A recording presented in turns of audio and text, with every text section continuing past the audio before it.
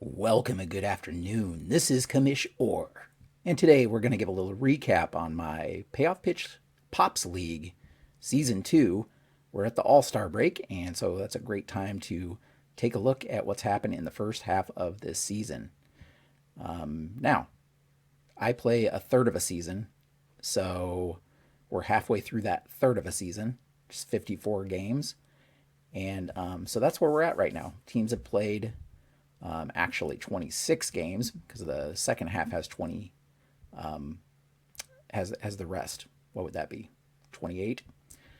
Yeah, 28. So we're at the half. Gonna take a look and see what that's about.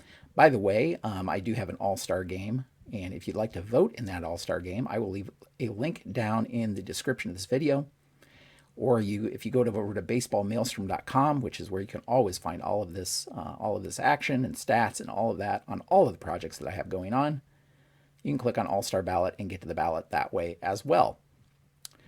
So, but today, just going to give you an overview of where the stats look like. I'm going to go through each team, take a look at their leaders, their hitting and pitching leaders, and then we'll take a look at the overall leaders and that kind of thing as well.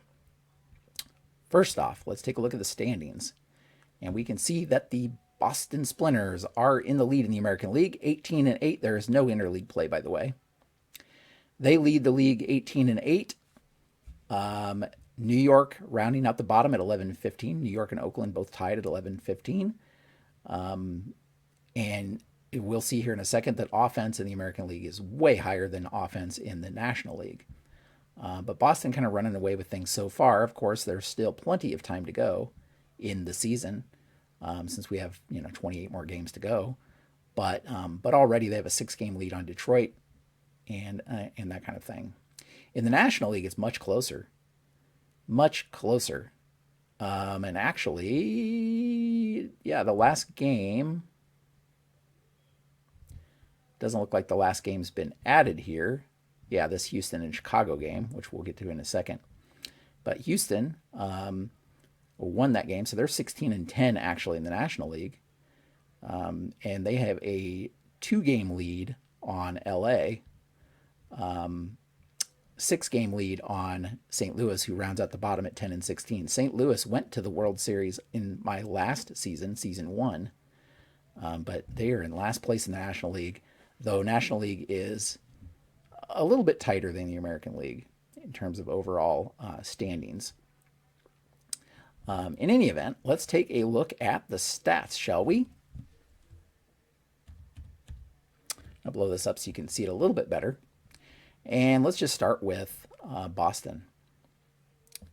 Boston Splinters, the top hitter on the Boston Splinters, George Brett, he is hitting .415 so far in 26 games. So he's just running away with it here. He has 5 homers. So very, very good slugging also. However, Frank Thomas, I mean, all of these hitters are hitting pretty well. Except maybe, Carlton Fisk is only hitting 208. Tris Speaker's only hitting 250. But if we go down to Frank Thomas here, Frank Thomas hitting .324 with 11 homers. 11 homers. And so he's just killing it right now in terms of his home run production and his batting average. So he's doing very well, very, very well. Overall team batting average is .294, on base .362. Very, very powerful hitting team. On the pitching side, Bert Blyleven actually leads the pack in terms of starters. He's 6-0 in the first half of this season with a .283 ERA, which 283 as a team leader you may think isn't that great, but the team ERA is nearly 5. This is pretty good. Raleigh Fingers is their top closer here. He has 7 saves, only 7 1/3 innings pitched. He has had a couple of rough outings, which account for his 2 losses here. So his ERA isn't that great, but again, small sample size for him. So that's what you see for the Boston Splinters. Detroit Rockets are the non-Hall of Fame team of the league. All the three other teams are all made up of Hall of Famers. The Detroit Rockets are non-Hall of Famers, non-American League Hall of Famers, but they're pretty good too. 281 team batting average, led by Dick Allen. Actually, before he joined the Hall of Fame and then left the team, he was hitting 377 with 10 homers, and that's only in 61 at bats. So that he is not on the team anymore. Neither is Ichiro Suzuki, who's also in the Hall of Fame now, and therefore he left the team as well, and he was hitting 368 before he left the team. So right away, a couple of those players are not on the team anymore. But they do have Kenny Lofton leading things off. He's hitting 333, and he has stolen 10 bases. He's gotten caught 7 times, but he's stolen 10 bases. So they still have some good hitters on the team, despite losing a couple key ones there. Mark McGwire has 6 homers in 48 at bats, but he's only hit 229. So there's a lot of the big swingers on that team. If we look at the pitching, we're going to see now where some of those ERAs are just not great. Keep in mind they're 12 and 14. David Cone is the top regular starter, and Frank Tanana, I guess, those two, but they each have ERAs close to 6. ERA for the team is 6.20, just to give you an idea. So they're letting up a lot of runs, that's for sure. Despite all that, Tom Henke has 5 saves and a 3.72 ERA, which isn't bad in the American League. Heading over to New York, the New York Swats. And the New York Swats are, believe it or not, Derek Jeter does not start for that team. If we go down to taking a look at at-bats, Joe DiMaggio is hitting 330. Still hasn't hit a home run, though, which is surprising. Still looking for his first home run, but he's hitting 330. Paul Molitor is hitting 319. Babe Ruth. Babe Ruth is on the team, and he has 10 homers, but he's only hitting 245. Now, remember I mentioned Dick Allen. Dick Allen, actually, when he joined the Hall of Fame, came over to New York, and he has not done well since then. He's hitting 222 with just 3 home runs to show for it since coming over to New York a short time ago. Pitching. CC Sabathia actually joined the Hall of Fame and therefore joined the New York Swats. And he's only had a couple of starts, but a 1.80 ERA to show for it. So that's pretty good. That might be 1 start and 1 relief appearance now that I think about it. But despite that, he has a good ERA. Satchel Paige is their closer. It's been very good, 3.48 ERA. But the normal starters, Pedro Martinez, 3.77 ERA. He's only 1-2 though. Mike Messina, 4.36. And then they have a lot of Bob Feller, who's supposed to be the ace of the staff, has a 7.69 ERA. He's only 1-3. They have a lot of just middling relievers or pitchers that are used in relief. They don't have a very deep bullpen at all, and you can see some of these ERAs have just been terrible, which is probably why they're 11 and 15. Finally, Oakland Jacks. And for Oakland, Mickey Cochran's hitting 352. Lou Gehrig is hitting 326. Decent power throughout. Jimmy Fox has 8 homers. He's only hitting 217, but I believe he is tied for the lead in RBI with 32. So he's made those count. I mean, he's only hitting 217, but he has 11 walks, 8 homers, 5 doubles. So, he's still been productive, I guess, is what I'm trying to say. Reggie Jackson here near the bottom is only hitting 165, but he has 7 homers. So they've hit a lot of home runs. Pitching wise, we have, again, if we look at the ERAs here, the top save artist, Mariano Rivera, for them, he's only pitched 6 innings. He only has 3 saves because they're 11 and 15 and haven't had very many close games. His ERA is 150 though. But again, a lot of their starting ERA is around 5, team ERA of 5.80. So again, not a lot. Nolan Ryan, who's the supposed ace of the staff, is a 5.43 ERA. He's had some good games, but he's also given up a lot. 33 walks, 44 strikeouts in 53 innings. So yeah. And if we look overall, I kind of mentioned overall league batting average is 282 and league ERA is 584 in the American League. Compare that to the National League, where the batting average is 253 and the ERA is 417. And it's a stark difference. Let's look at Houston, who is 16-10. Let's take a look at them. And actually, I'll just click on them here. And again, averages are way lower. They do have a team batting average of 278, which is pretty good for the National League, actually. Oscar Charleston leads things for them at 355 average. Tim Raines is hitting 340. Jeff Bagwell hitting 324 with 8 homers. Willie Stargell has 7 homers on the team. He's at 279. So they have some decent power and decent hitting in the lineup. Pitching is where they really shine, though. Look at this. Bruce Sutter has 7 saves in 7 innings pitched. He's only allowed 6 hits and no earned runs. He's allowed a couple of runs, but they weren't earned runs. ERA of 0. Juan Marichal is the ace of the staff. He's 5-1 with a 1.21 ERA. Crazy. And in addition to Bruce Sutter, they have Trevor Hoffman on the team as well. Bob Gibson's the supposed ace of the staff, but he's only 3-2 with a 3.56 ERA. He's had his struggles in some starts as well. So that's Houston for you. Let's look at LA. LA is in second place, 14-12. Team batting average of 256, so much lower batting average, but they still have some decent hitting there. Todd Helton hitting 329 on the team. Turkey Stearns, actually, one of the Negro League guys that joined the team fairly recently when the Negro League set came out, he's hitting 351 since joining the team, which is pretty good. Hank Aaron hitting 364. He had some injuries to deal with that kept him out a little bit, but he's hitting 364.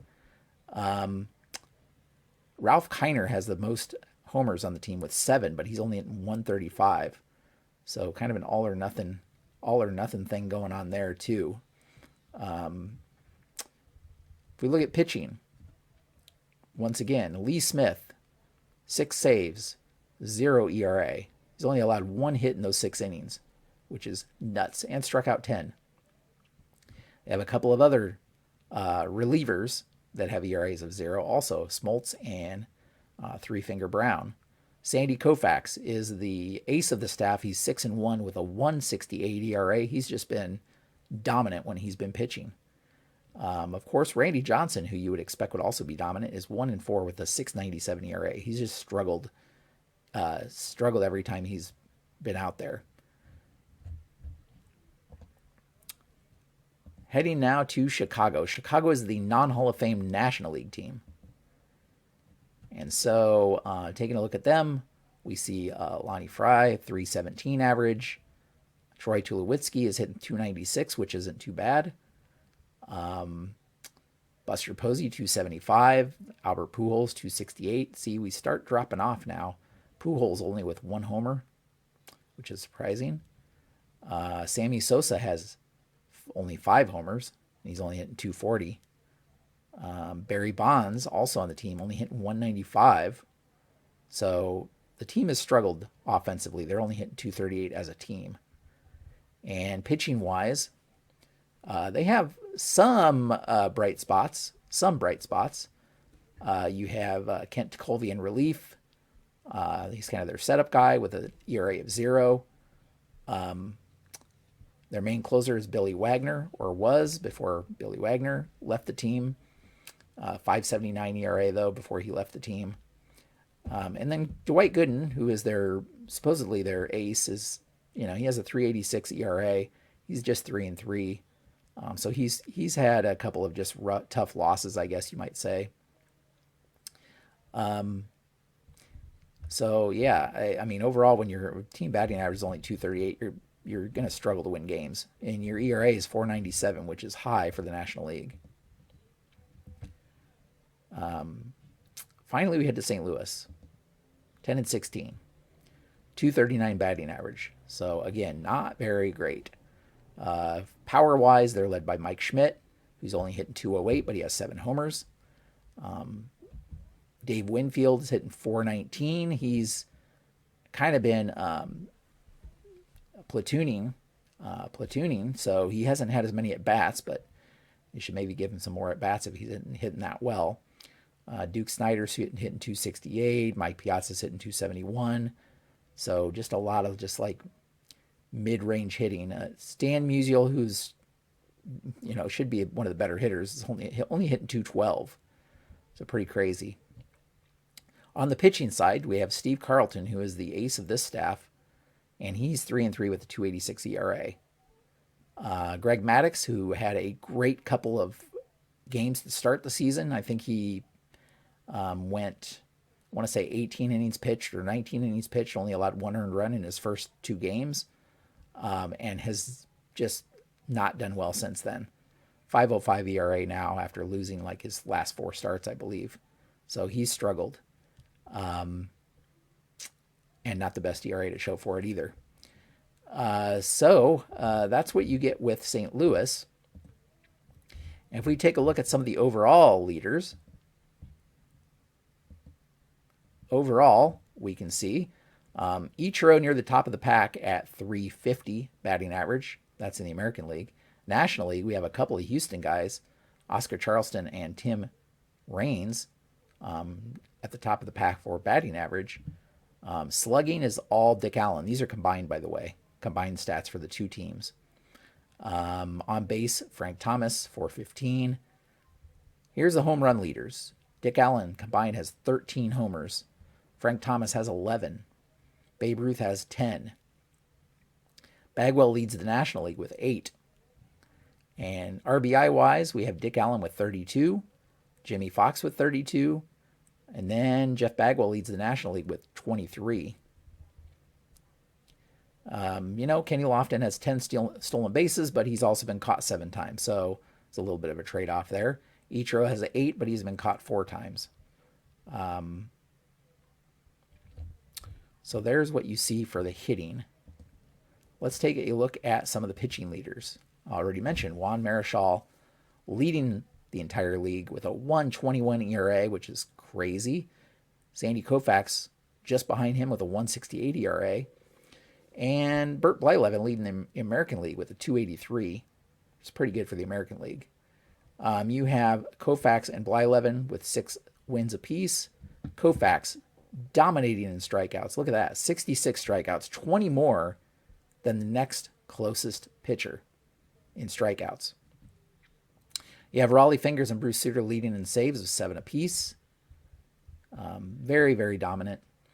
And one would expect with 6 wins and 6 quality starts apiece for Juan Marichal and Sandy Koufax also.